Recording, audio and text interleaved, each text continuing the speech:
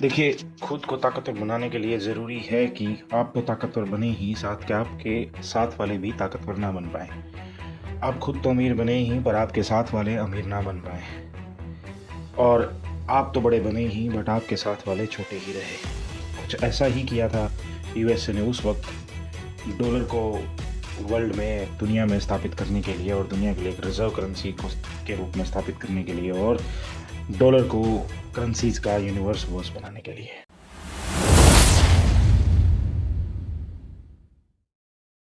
BRICS के बारे में, डी डॉलराइजेशन के बारे में काफ़ी न्यूज़ में भी इधर उधर काफ़ी कुछ छप रहा है। बट डी डॉलराइजेशन को समझने से पहले हमें ये समझना पड़ेगा कि डॉलराइजेशन है क्या, कैसे डॉलर ने अपने आप को पूरे विश्व में, पूरी दुनिया में स्थापित किया और अपने आप को दुनिया की सबसे बड़ी रिजर्व करेंसी के रूप में स्थापित किया। तो आप कोई भी हैं, आप इन्वेस्टर हैं, आप स्टूडेंट गोइंग हैं, आप एस्पिरेंट हैं, यूपीएससी एसएससी किसी के भी एस्पिरेंट हैं, तो आपके लिए इस वीडियो को अंत तक देखना जरूरी है।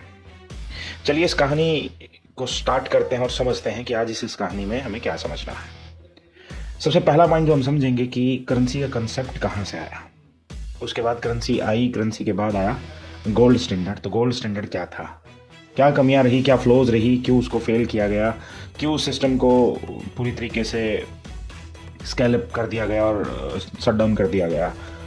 फिर 1944 आते ही ब्रेटन वुड नाम का सिस्टम एक लागू किया गया। और ब्रेटन वुड सिस्टम क्या था, फिर उसमें भी कुछ कमियां थी और कैसे यूएसए ने उसको अपने अकॉर्डिंगली यूज़ किया। फिर फोर्थ एंड द लास्ट सबसे इंपॉर्टेंट पॉइंट कि अगर आपको दुनिया में अपनी बादशाहत काबू करनी है तो जो ऑलरेडी उस गद्दी पर ऊपर बैठे हैं उन लोगों को आप कैसे मैनिपुलेट करके अपने लिए इस्तेमाल कर सकते हैं, जैसा कि यूएसए ने किया था। तो इन सब बातों को हम समझेंगे और डिस्कस करेंगे। बट चलिए इस पूरी कहानी को अच्छे से समझने के लिए चलते हैं उस वक्त में पीछे जब पैसा था ही नहीं। अगर पैसा नहीं था तो क्या था। एक चीज़ समझ लीजिए कि अगर आप गांव से बिलोंग करते हैं, कुछ भी कहीं से बिलोंग करते हैं, तो एक सामान के बदले सामान की प्रथा अब से काफ़ी समय पहले भी थी। लाइक हम अनाज देते थे और सब्जियां वगैरह खरीदते थे या फ्रूट खरीदते थे, उसमें हम कोई भी पैसा उसको डिलीवर नहीं करते थे। लाइक यह समझ लीजिए कि एक कंट्री है अपने पास सऊदी, जिसके पास ऑयल बहुत है, और एक हम इंडिया वाले हैं, हमारे पास अनाज बहुत है।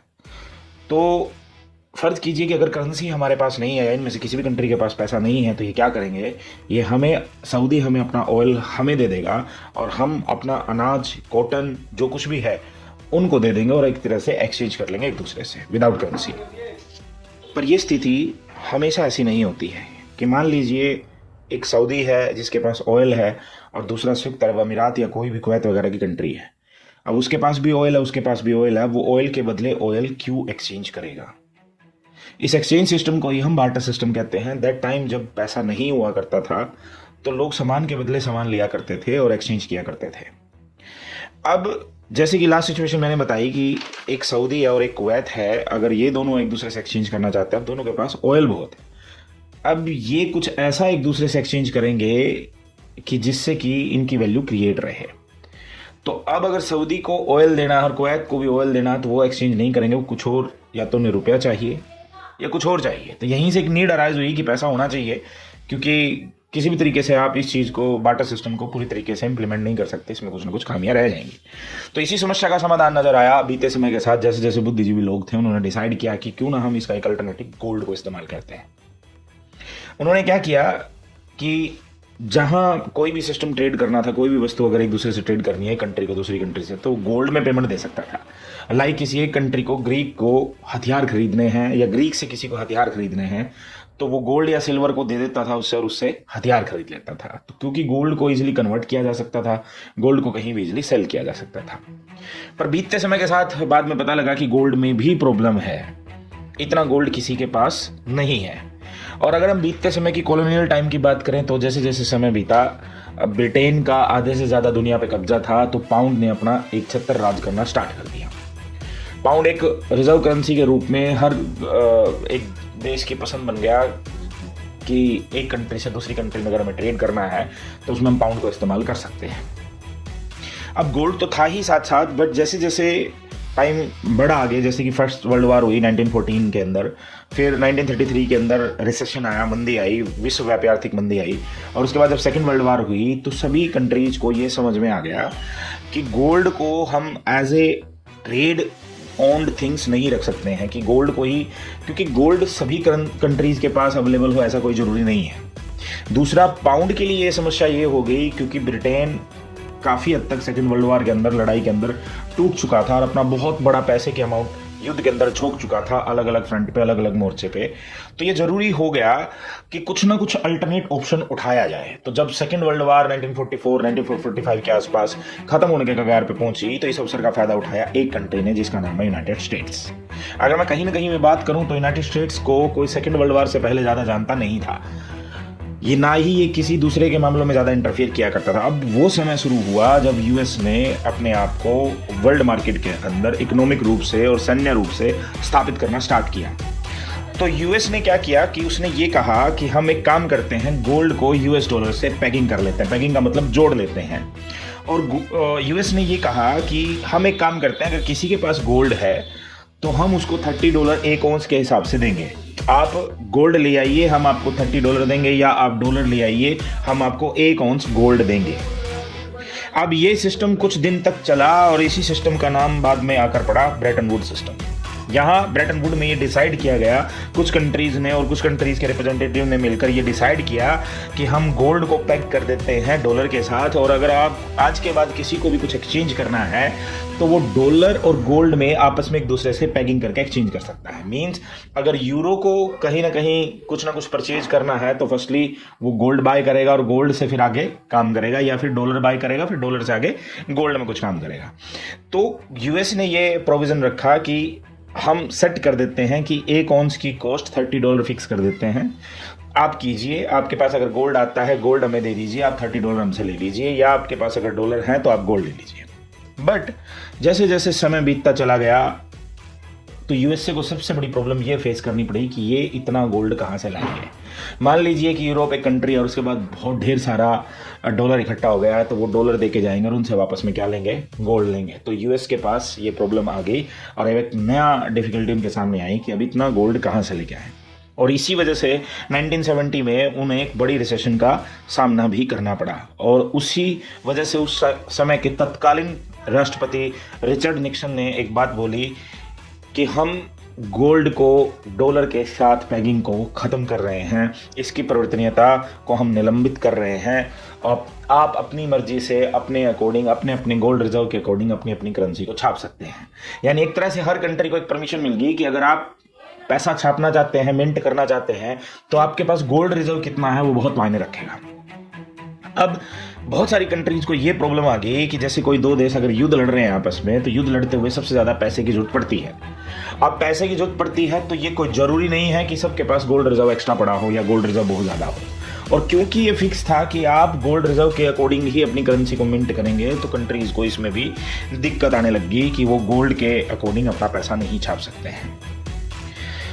तो अब इससे पहले कि मैं आगे के पड़ाव पे चलूँ, अब मैं आपको एक बहुत ज़रूरी चीज़ समझाना चाहता हूँ कि इस सिचुएशन का यूएस ने कैसे फ़ायदा उठाया। देखिए, एक चीज़ होती है कि अगर आपको कुछ एस्टेब्लिश करना है मार्केट में, अपना को आपको खड़ा करना है, तो आपको अपनी नीड को क्रिएट करना होगा। जैसे कि एप्पल ने की, एक टाइम पे एप्पल बंद होने के कगार पे आ रही थी, फिर उन्होंने उसकी एक ब्रांड वैल्यू क्रिएट की, खुद को खड़ा किया। या इंडिया की अगर हम बात करें तो वहाँ जियो की एक बात ले लीजिए। जियो ने क्या किया, पहले बहुत अफोर्डेबल वैल्यू पे टेलीकॉम सर्विसेज को प्रोवाइड किया। जितने उसके कंपटीटर थे या तो उनको जड़ से उखाड़ फेंक दिया या काफ़ी हद तक उनको ख़त्म कर दिया। और जब ये हो गया कि जियो के मुकेश अंबानी ने जब ये काफ़ी हद तक तय कर दिया कि मार्केट में उनके अलावा कोई प्लेयर नहीं है, तो फिर जो चार्ज उन्हें लगाना था उस चार्ज को चार्ज किया लोगों से। और क्योंकि अब बाकी प्लेयर मार्केट में नहीं थे, उनके कंपटीशन में नहीं थे, तो उनके लिए आसान हो चुका था कि अब वो बड़े आराम से इस बिजनेस को आगे बढ़ा सके। और इसी चीज़ को डॉलर ने किया कि क्रिएट योर नीड। कैसे किया, उसका एक बहुत बड़ा और एक सही सीधा उदाहरण बैठता है सऊदी के पास बहुत ज़्यादा मात्रा में हमेशा से ऑयल रहा है और वो लार्जेस्ट ऑयल एक्सपोर्टर्स में हमेशा रहा है। तो यूएस ने क्या किया, सऊदी को अप्रोच किया। सऊदी के प्रिंस को, सऊदी के किंग को एक प्रपोजल दिया कि आपसे जब भी कोई कंट्री आपसे कोई ऑयल खरीदती है, परचेज करती है, तो आप मैंडेटरी कर दीजिए कि हम जो ऑयल सेल करेंगे उसके बदले में जो करेंसी लेंगे हम यूएस डॉलर की लेंगे, इसके अलावा कोई करेंसी नहीं लेंगे। अब सऊदी के प्रिंस का अगला सवाल ये था कि इसमें मेरे लिए क्या होगा। तो यूएसए ने उनको एक प्रपोजल दिया कि अगर आप ऐसा करते हैं तो आपको हर तरीके से सैन्य व्यवस्था, हथियार, वो सब हम प्रोवाइड करेंगे। और आगे आने वाली वीडियो में मैं आपको एक चीज़ बताऊंगा, एक वीडियो और आएगी इसकी, कि अगर किसी कंट्री को रिजर्व करेंसी, अपनी कंट्री की करेंसी को रिजर्व करेंसी बनाना है तो उसमें सैन्य, वेपन्स, हथियार, इन सब का क्या रोल है, उस वीडियो में मैं इसका डिस्कस करूंगा। तो उन्होंने उनको प्रपोजल दिया और उनको ये प्रपोजल पसंद आया और उन्होंने इसको यस कर दिया। तो इसका मतलब क्या हुआ कि मान लीजिए कि मैं यानी इंडिया सऊदी से ऑयल खरीदना चाहता है, तो जब वो ऑयल खरीदने जाएगा उससे पहले उसको डॉलर खरीदने पड़ेंगे, क्योंकि सऊदी जो ऑयल सेल करेगा वो डॉलर में ही सेल करेगा। उसने वही डिसाइड किया कि यही करेंसी रहेगी। तो पहले मुझे फर्स्टली मार्केट में जाकर क्या करना होगा कि मुझे बेसिकली ये डिमांड डालनी पड़ेगी कि मुझे इतने डॉलर चाहिए, और मैं जब डॉलर की डिमांड डालूंगा तो इसके एवज में मार्केट के अंदर डॉलर और स्ट्रॉन्ग होता चला जाएगा। और इसके क्या रेपरकशंस होते हैं और क्या कोई करेंसी जब रिजर्व करेंसी बन जाती है उसका एडवांटेज क्या है, तो ये इस पर भी एक सेपरेट वीडियो हम करेंगे, जल्दी आपको देंगे उस चीज़ पे भी। तो यहाँ से इनडायरेक्टली यही चीज़ यूएसए ने बाकी सब कंट्रीज के साथ की और आहिस्ता आहिस्ता अपने मैन्युफैक्चरिंग सेक्टर को थोड़ा और मजबूत करके उन्होंने अपनी कंट्री की करेंसी को, अपने यूएस डॉलर को रिजर्व करेंसी काफ़ी हद तक बनाया, क्रिएट किया। और इसी चीज़ को हम डॉलराइजेशन बोलते हैं। और इसी तरीके से आहिस्ता डॉलर जो है यूनिवर्सल करेंसी और क्या बोलते हैं उसको, रिजर्व करेंसी के रूप में अपने आप को स्थापित कर पाई। इसी को बोलते हैं डॉलराइजेशन, कि कैसे डॉलर ने मार्केट के अंदर अपनी हेगमनी, अपनी बॉसगिरी को स्थापित किया। बट आज के टाइम पे अभी जो करंट में इशू चल रहे हैं वो ऐसा क्यों है, ऑल्दो इसके ऊपर एक सेपरेट वीडियो रहेगी, फिर भी मैं आपको थोड़ा सा बता देता हूँ कि जैसे जैसे आगे कारवा बढ़ा तो डॉलर एक मजबूत करेंसी के रूप में उभरा। और कोई भी डील करनी है, कोई इन्वेस्टमेंट करनी है, तो मोस्ट ऑफ द कंट्रीज जो ट्रेड सेटलमेंट करती हैं वो डॉलर के अंदर करती हैं। अब जो हाल फिलहाल में जो इशू बन रहा है वो बन रहा है किस वजह से, यूएस ने जो रशिया के ऊपर सैंक्शन लगाए हैं या चाइना के ऊपर जो सैंक्शन लगाए हैं। अब सभी कंट्रीज इस बात से डरने लगी हैं कि अगर हम कोई भी काम करते हैं तो कल को यूएस से हमारे ऊपर सैंक्शन लगा सकता है, क्योंकि उनकी करेंसी रिजर्व करेंसी के रूप में काम कर रही है और वो ट्रेड सैंक्शंस लगा सकते हैं। और यूएसए इसको गलत तरीके से काफ़ी पुराने समय में भी अलग अलग मोर्चों पे इस्तेमाल कर चुका है। जैसे इंडिया को भी अलग अलग समय पर यूएसए ने आंखें दिखाई हैं। जैसे रुपए को वॉच लिस्ट करेंसी की लिस्ट में ऐड किया है। वॉच लिस्ट करेंसी क्या होती है कि वॉच करेंसी क्या होती है, जिसमें कुछ करेंसी को रखा जाता है वॉच लिस्ट पे, ये चेक करने के लिए जिसपे कि सस्पेक्टेड होता है कि कहीं डिवेल्युएशन ना कर ले। तो इंडिया को काफ़ी समय तक उसमें रखा गया है। और अलग अलग समय पर जब रशिया के साथ ऑयल की या वेपन की डील इंडिया ने की है तो यूएसए ने बड़ा एतराज जताया है और WTO में भी इसको उठाया है। तो कहीं ना कहीं हर कंट्री अपने विकल्प को खोज रही है। दूसरी एक सबसे बड़ी बात कि मान लीजिए कि दो कंट्री युद्ध में हैं, लड़ रही हैं, और वो कहीं से कोई हथियारों की डील करते हैं, तो जब वो वहाँ से डॉलर उठाते हैं, कहीं से भी उनको मोटी खेप उठानी अगर हथियारों की, तो मोटी अमाउंट में उन्हें काफ़ी हेल्दी अमाउंट में डॉलर की रिक्वायरमेंट पड़ने वाली है। और जैसे यूएस को ये पता लगता है कि कहीं से, क्योंकि वो ट्रैक कर लेते हैं, वो बड़ी आसानी से ट्रैक कर पाते हैं कि कहाँ से कितना क्या चीज़ ट्रांजैक्शन हुई है, तो एडवांस में यूएसए को किसी भी कंट्री के मूव का पता लग जाता है युद्ध के अंदर, जब कभी भी ऐसा होता है। तो इसलिए सभी कंट्रीज ने अलग अलग लेवल पे, अलग अलग चीज़ पे इस चीज़ को मुद्दा बनाकर अब अपनी अपनी करेंसी को रिजर्व करेंसी के रूप में डिक्लेयर करने की कोशिश कर रहे हैं। तो ये था थोड़ा सा सार कि कैसे डॉलर ने अपने आप को एस्टेब्लिश किया और क्या अभी प्रॉब्लम चल रही है। इस डी डॉलराइजेशन के ऊपर एक सेपरेट वीडियो हम करेंगे, जल्दी ही आपको प्रोवाइड करेंगे। उम्मीद है कि आपको ये वीडियो पसंद आया होगा, तो लाइक करना, शेयर करना और सब्सक्राइब करना ना भूलें ज़्यादा से ज़्यादा। तो ये थी डॉलर की बॉस बनने की कहानी। जल्द ही मिलते हैं अगली वीडियो में। धन्यवाद।